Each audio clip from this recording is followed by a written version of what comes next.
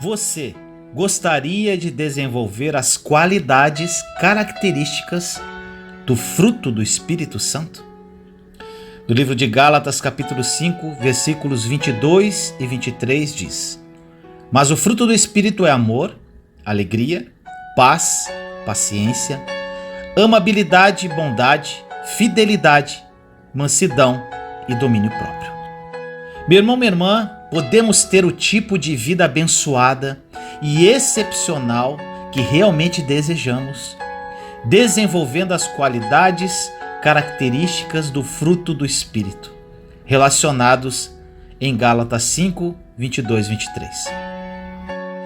Quando nós, como cristãos, sabemos o que Deus tem reservado para nós, estamos abertos para receber Ele, o seu Espírito nos dá o poder que precisamos para desenvolver o fruto e viver o tipo de vida que Deus almeja para nós. Oh, glória!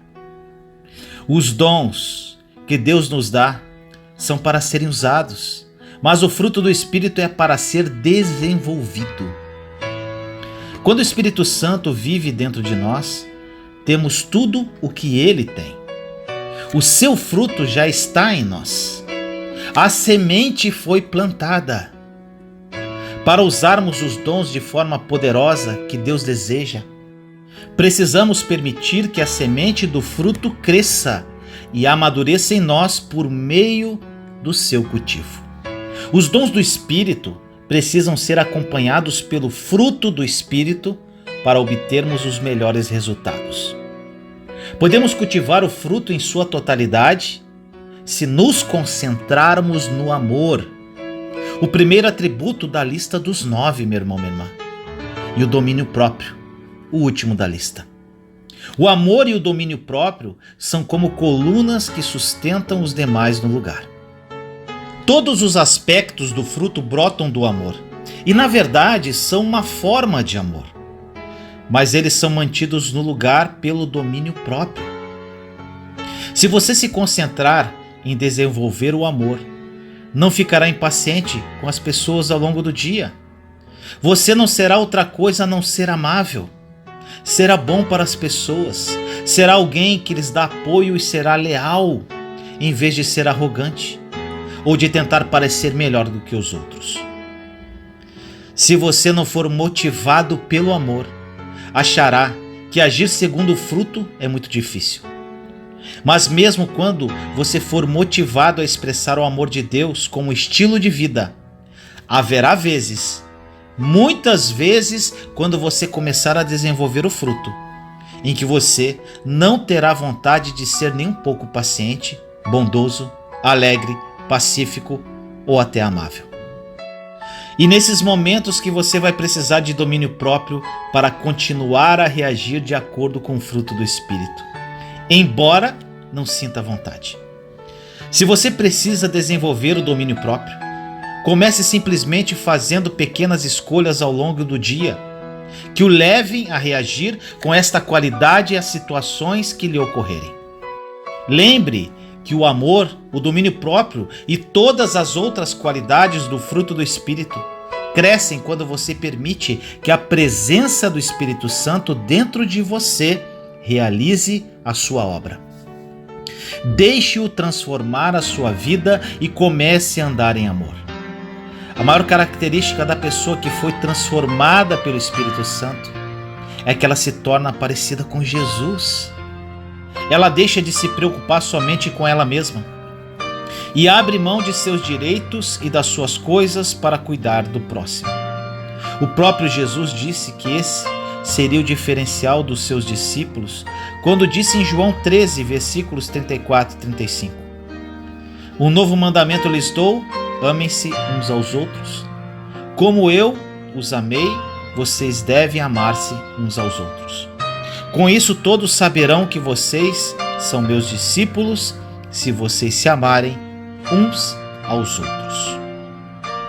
O amor, meu irmão, minha irmã, é a verdadeira marca de quem tem o Espírito Santo.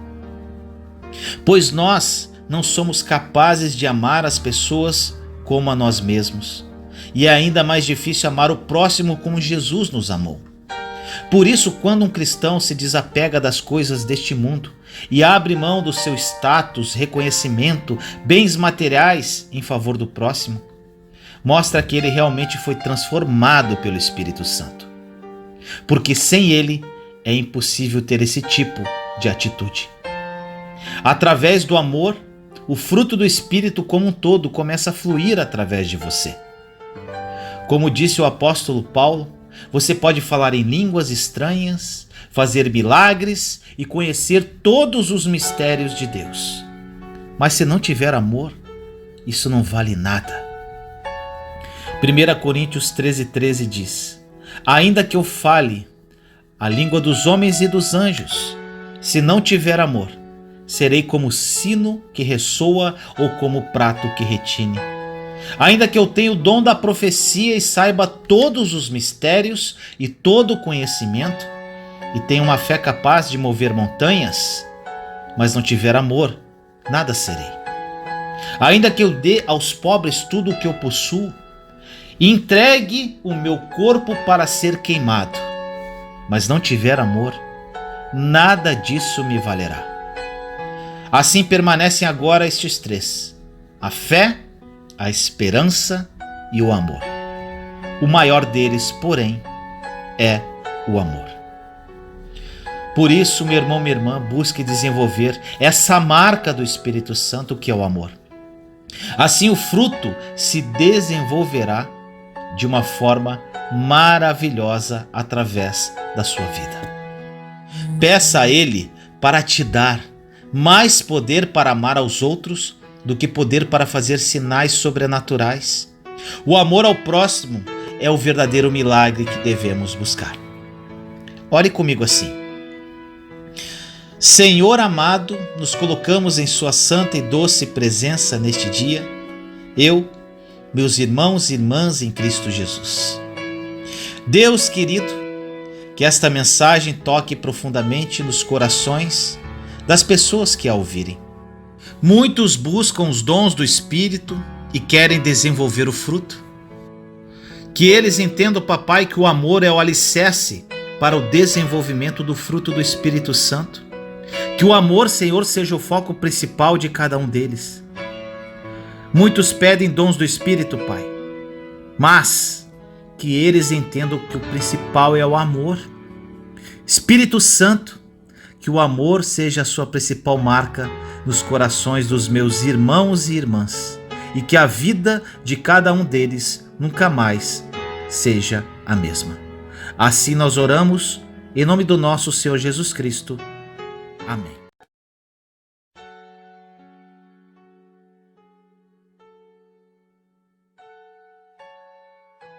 O amor leva à obediência.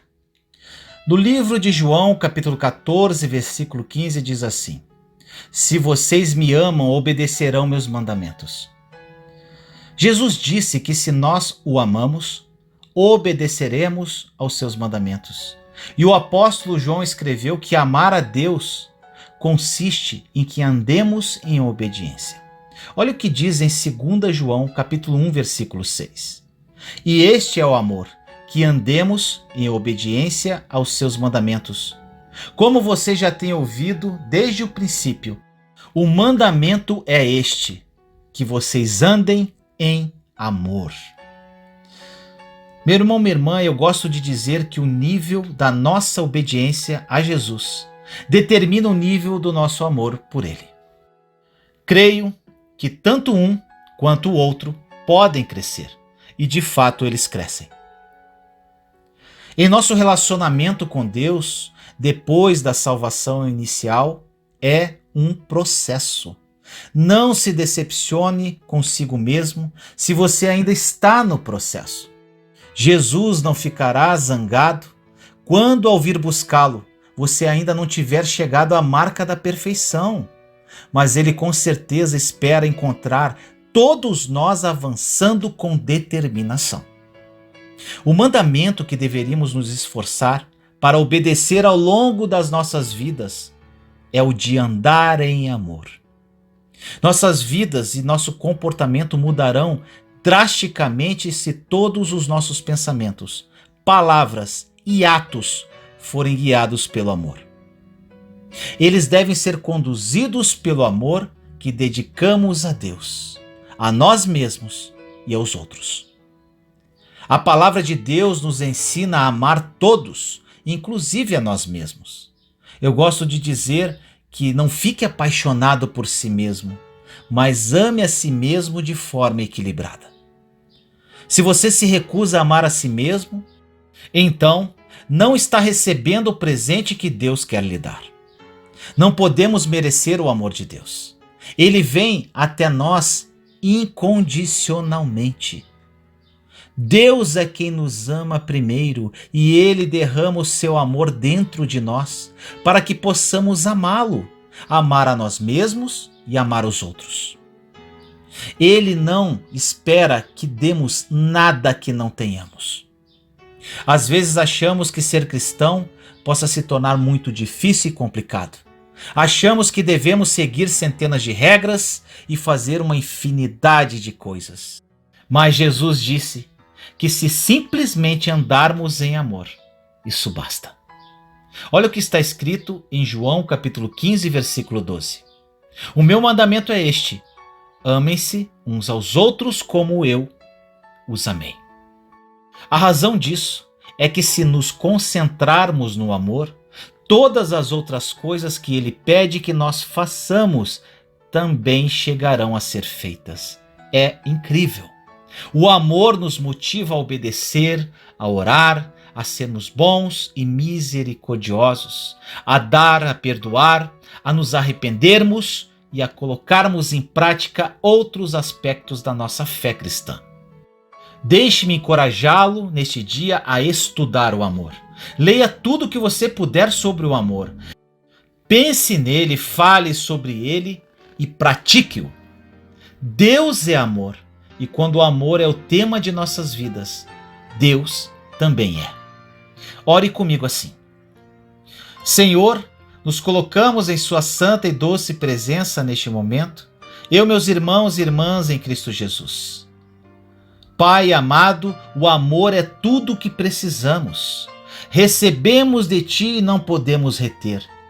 Devemos fazer com que Ele brote de nossas vidas, alcançando outras pessoas. Este é o amor perfeito. Obrigado pelo seu grande amor por nós. Escolhemos hoje andar em amor e colocá-lo em prática. Praticaremos o amor e tornaremos ele tema de nossas vidas. Pois assim, o Senhor também será. Porque o Senhor, Pai, é o próprio amor.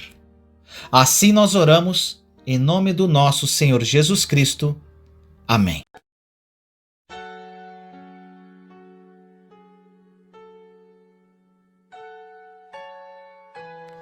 Leão ou cordeiro? No livro de Apocalipse, capítulo 5, versículos 5 e 6 diz assim: Então um dos anciãos me disse: Não chore, eis que o leão da tribo de Judá, a raiz de Davi, venceu para abrir o livro e os seus 7 selos. Então vi um cordeiro que parecia ter estado morto, de pé, no centro do trono, cercado pelos 4 seres viventes e pelos anciãos. Ele tinha 7 chifres e 7 olhos, que são os 7 Espíritos de Deus enviados a toda a terra. Meu irmão, minha irmã, as características do leão são totalmente diferentes das do cordeiro. Mas o Senhor é reconhecido com qualidades de ambos nesta passagem. Eu já vi várias gravuras, inclusive tenho uma camisa na qual um leão e um cordeiro estão deitados juntos. Essa camisa me faz lembrar que devo ser uma mistura dos dois. Eu nunca tive problemas com a parte do leão, mas tinha muitas dificuldades com a parte do cordeiro. Quando precisamos nos comunicar com alguém, principalmente com relação a questões que precisam ser confrontadas, devemos primeiro orar, apropriando-se da graça e da misericórdia de Deus, para nos ungir como cordeiros com o coração de leão. Então devemos esperar até termos equilíbrio em nossa perspectiva e abordagem. Ao longo dos evangelhos, Jesus parece agir de 2 formas contrastantes. Ele confronta os cambistas no templo com a intensidade de um leão, virando suas mesas e demonstrando firmemente a vontade de Deus a todos os que o observam. E lhes disse em Mateus 21:13: Está escrito: a minha casa será chamada casa de oração, mas vocês estão fazendo dela um covil de ladrões. Em outras passagens, porém, vemos Jesus como um cordeiro, sendo acusado falsamente sem dizer uma palavra em sua defesa. Olha o que diz em Mateus 27, versículos de 12 a 14. Acusado pelos chefes dos sacerdotes e pelos líderes religiosos, ele nada respondeu. Então Pilatos lhe perguntou: Você não ouve a acusação que eles estão fazendo contra você? Mas Jesus não lhe respondeu nenhuma palavra, de modo que o governador ficou muito impressionado. Agora uma pergunta, meu irmão, minha irmã: o que nós devemos aprender com os padrões de comunicação de Jesus? Ele era um leão quando precisava ser, e no entanto era um cordeiro sempre. Nunca pecou ou deixou de ser primoroso em seu modo de falar. É um desafio não se defender quando alguém se levanta contra você. É difícil ignorar os insultos e abster-se de reagir. Em Isaías 53:7 diz assim: Ele foi oprimido e afligido, contudo não abriu a sua boca. Como um cordeiro foi levado para o matadouro, e como uma ovelha que diante de seus tosqueadores fica calada, ele não abriu a sua boca. Meu irmão, minha irmã, às vezes eu percebo que uma das coisas mais difíceis que Deus nos pede para fazer é sermos semelhantes a Cristo em nossa comunicação com as pessoas. Quando as pessoas são rudes e o desaprovam, maltratam ou insultam, é difícil olhar para elas com o amor de Deus e simplesmente esperar nele. Graças a Deus, porque Ele nos dá o poder para mudar e para ser como Cristo. Pessoas saudáveis que sabem quando ser leão e quando ser cordeiro.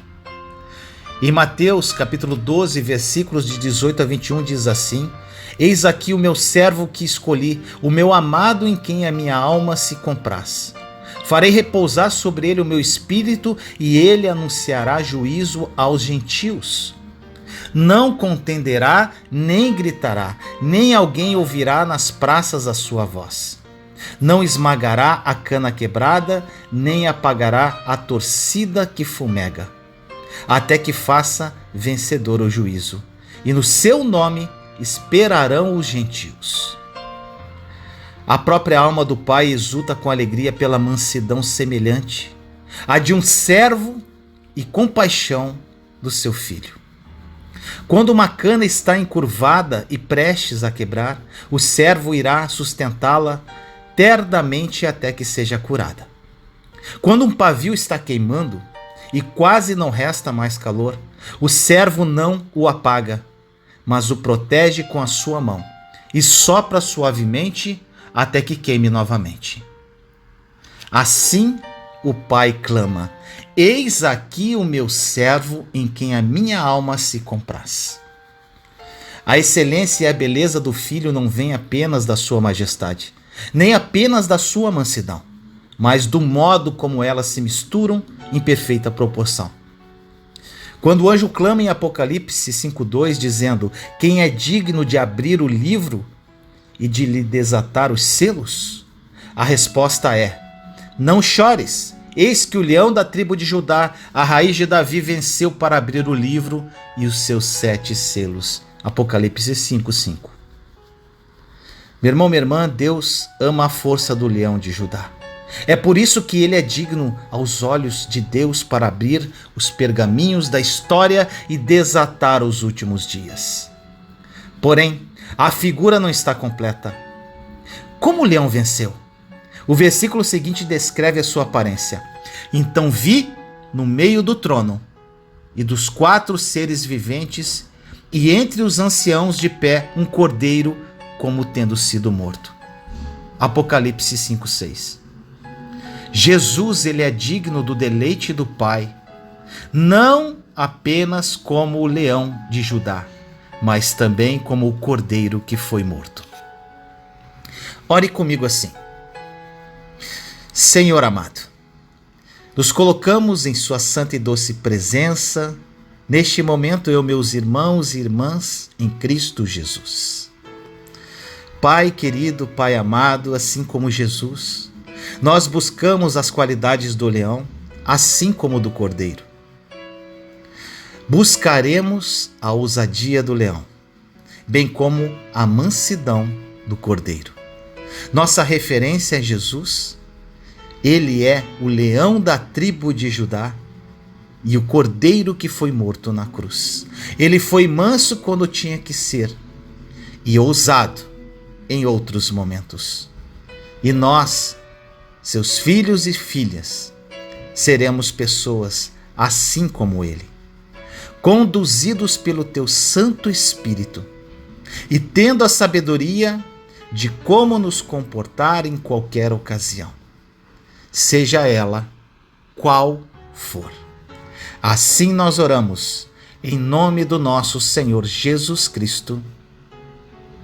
Amém.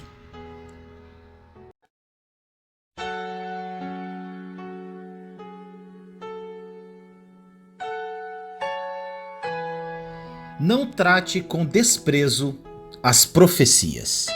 Tudo bem ser diferente. 1 Tessalonicenses 5, 19 e 20 diz: não apaguem o espírito, não tratem com desprezo as profecias. Meu irmão, minha irmã, tanto no Antigo como no Novo Testamento, os profetas eram vasos preciosos para Deus. No Antigo Testamento, Deus falava ao seu povo usando profetas como seus porta-vozes. Os reis sábios ouviam e obedeciam a essas palavras proféticas. Os reis tolos que se recusavam a ouvir acabavam trazendo ruína sobre si e sobre o seu reino. No Novo Testamento, vemos que entre os dons que Deus deu à igreja através de seus membros estavam também os profetas. Olha o que diz nessas passagens.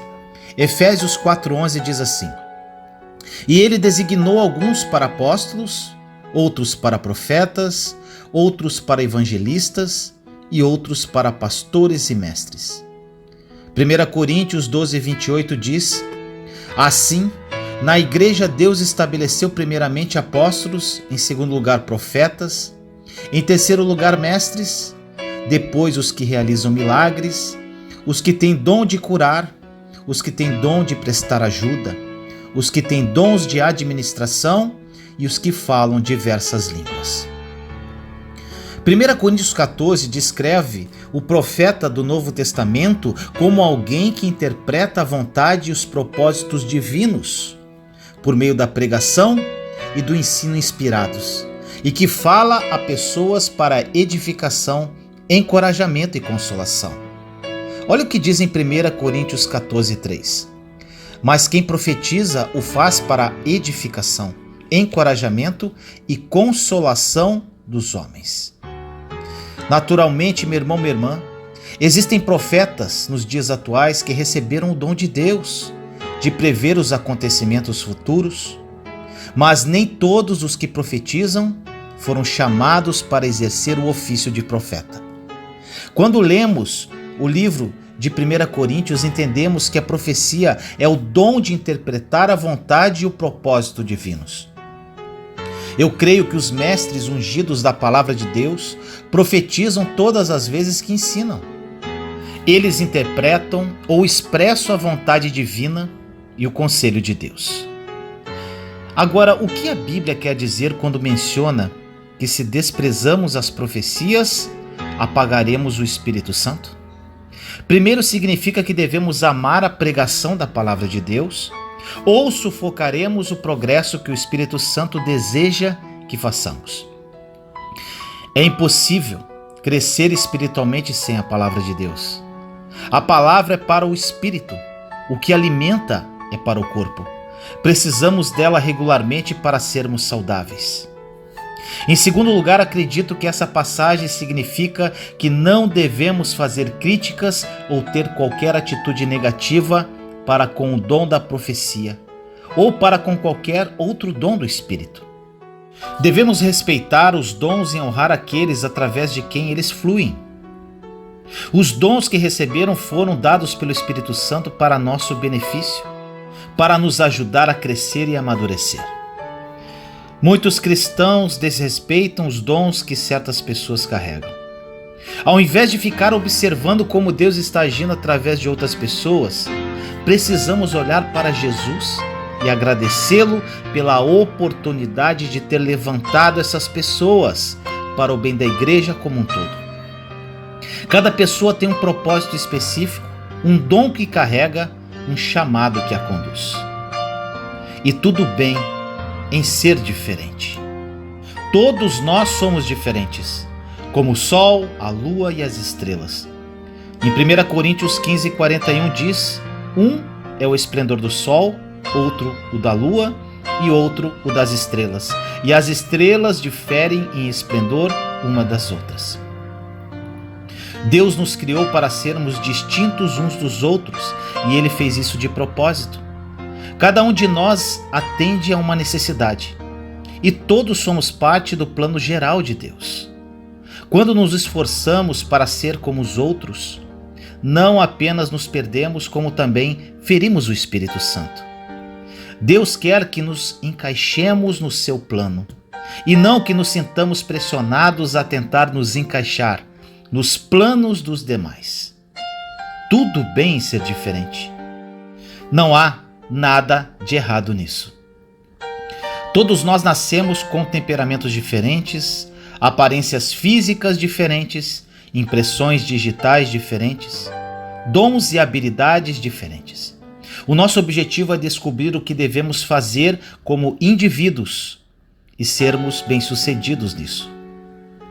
Em Romanos 12 nos ensina que devemos nos dedicar ao nosso dom. Em outras palavras, devemos descobrir em que somos bons e depois nos lançamos de todo o coração ao exercício dos nossos dons.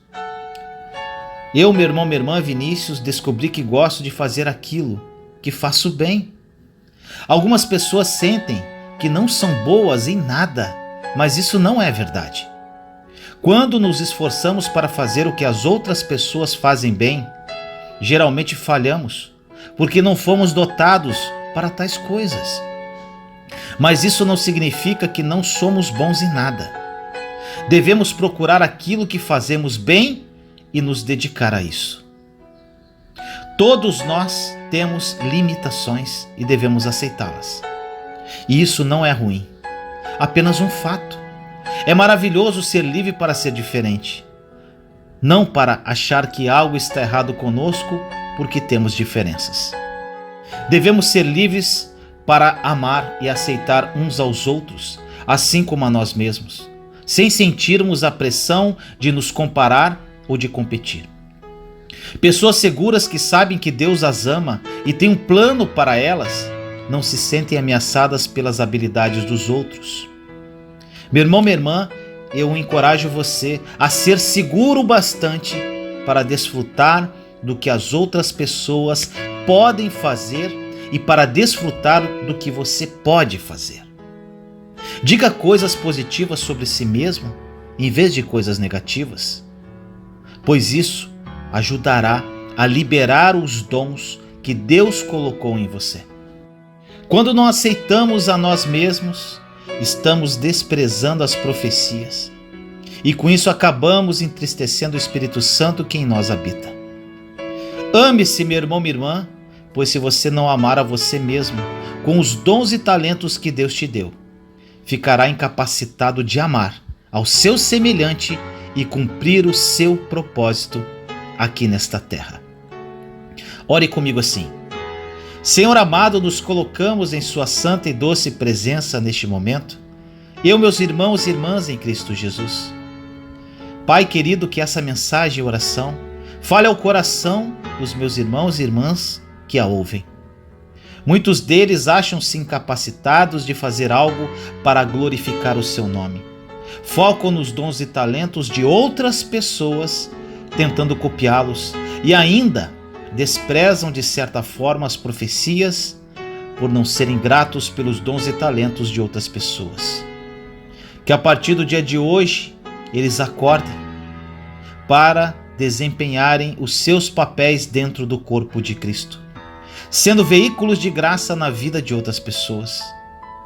Papai, muito obrigado. Assim nós oramos em nome do nosso Senhor Jesus Cristo. Amém.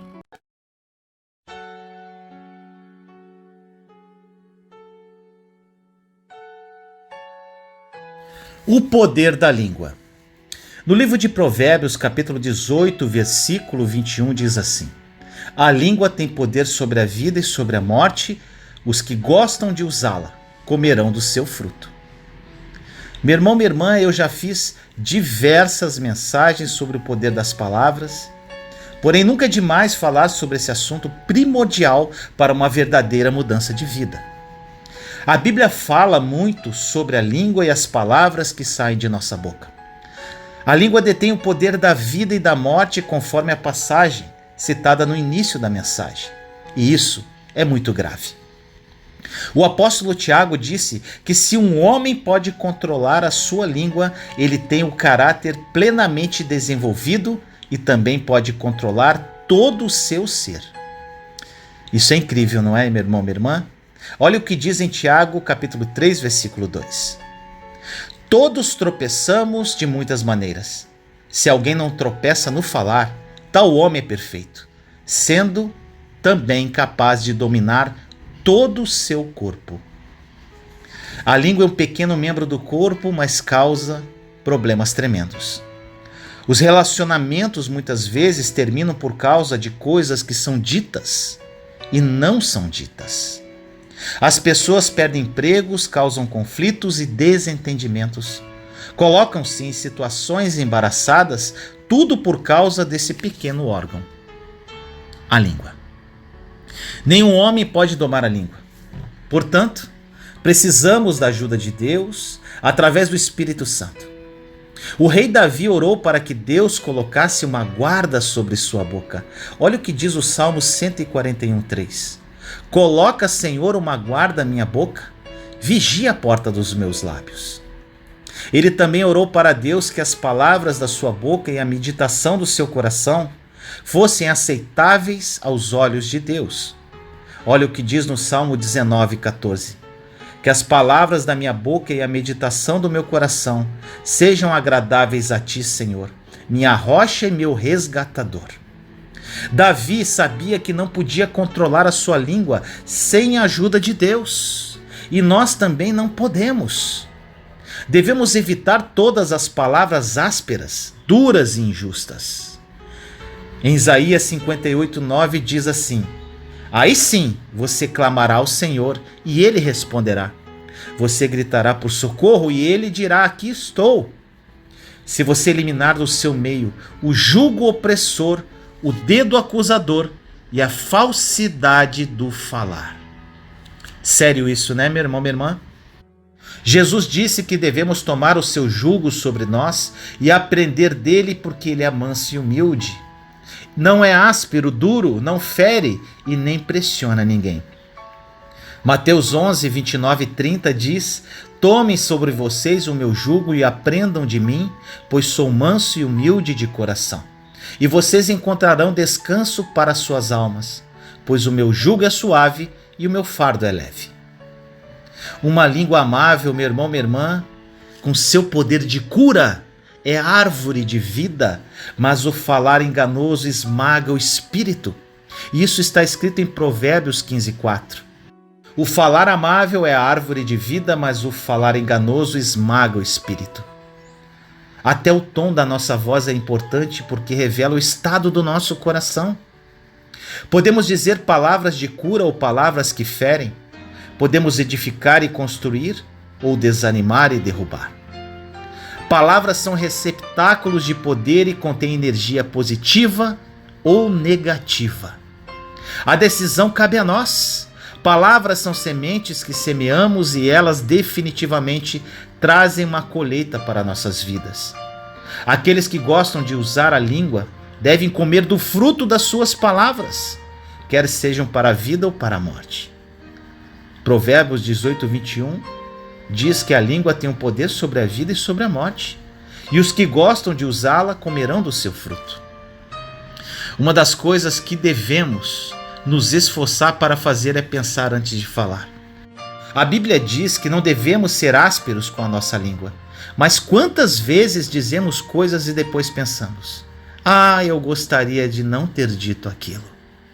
Mas então é tarde demais, porque as palavras já estão fazendo o seu trabalho. Eu recomendo que você faça um estudo completo de todos esses assuntos e uma oração sincera pedindo ajuda de Deus para domar a sua língua através do Espírito Santo. Sabe por quê, meu irmão, minha irmã? Porque o coração sábio ensina a boca. Em Provérbios, capítulo 16, versículo 23 e 24 diz: o coração do sábio é mestre de sua boca e aumenta a persuasão nos seus lábios. Palavras agradáveis são como favo de mel, doces para a alma e medicina para o corpo. O coração do sábio ensina a sua boca. Nunca esqueça disso, meu irmão, minha irmã. Palavras e pensamentos, elas são tão próximas que fica difícil de dividi-los. Nossos pensamentos são palavras silenciosas ouvidas apenas por nós e pelo Senhor. Essa voz branda afeta o nosso homem interior, a nossa saúde, a nossa alegria, a nossa atitude. As coisas que frequentemente pensamos saem da nossa boca. Podemos dizer palavras de edificação, porém, muitas vezes, parecemos tolos. Jesus disse que ele veio para que tivéssemos e desfrutássemos de uma vida em abundância. Mas para entrarmos neste nível de vida abundante, nós precisamos operar com a mente de Cristo. O produto de um coração sábio são boas atitudes e palavras edificadoras que saem da boca. Na verdade, o homem que tem a verdadeira sabedoria que nasce do temor do Senhor possui lábios que promovem a instrução. Ele não se contenta em ter um coração domado pela palavra de Deus e pelo Espírito Santo. Ele quer transmitir aos outros o ensino que recebeu das Escrituras, seja falando sobre eles ou dando exemplos de vida. Não é possível, meu irmão, minha irmã, que o homem sábio guarde o entendimento só para si. Assim, é necessário que você decida que tipo de pessoa quer ser por meio do que fala. Tiago 3,9 diz que com a língua bendizemos ao Senhor e Pai, e com ela amaldiçoamos os homens, feitos à semelhança de Deus. E aqui está a chave para domar a nossa língua. Devemos cuidar de nossos pensamentos e do nosso coração. Assim, consequentemente, nossas palavras serão agradáveis. Ore comigo assim: Senhor amado, nos colocamos em sua santa e doce presença neste momento, eu, meus irmãos e irmãs em Cristo Jesus. Pai querido, durante a minha caminhada de fé, eu tive muitos problemas com a língua. Creio que muitas pessoas que ouvem esta mensagem passam por problemas semelhantes. Que essa mensagem desperte os seus corações e que eles entendam que a chave para domar a nossa língua está ligada ao cuidado que devemos ter com nossos pensamentos e com nosso coração. Senhor, não queremos guardar maus sentimentos dentro do nosso coração. Queremos que ele seja correto diante de ti. Nos apropriamos de um coração sábio para que, através dele, possamos levar palavras de edificação a outras pessoas e tenhamos boas atitudes. Capacite-nos pelo poder do Espírito Santo para mantermos nosso coração puro e reto. Assim nós oramos, em nome do nosso Senhor Jesus Cristo. Amém.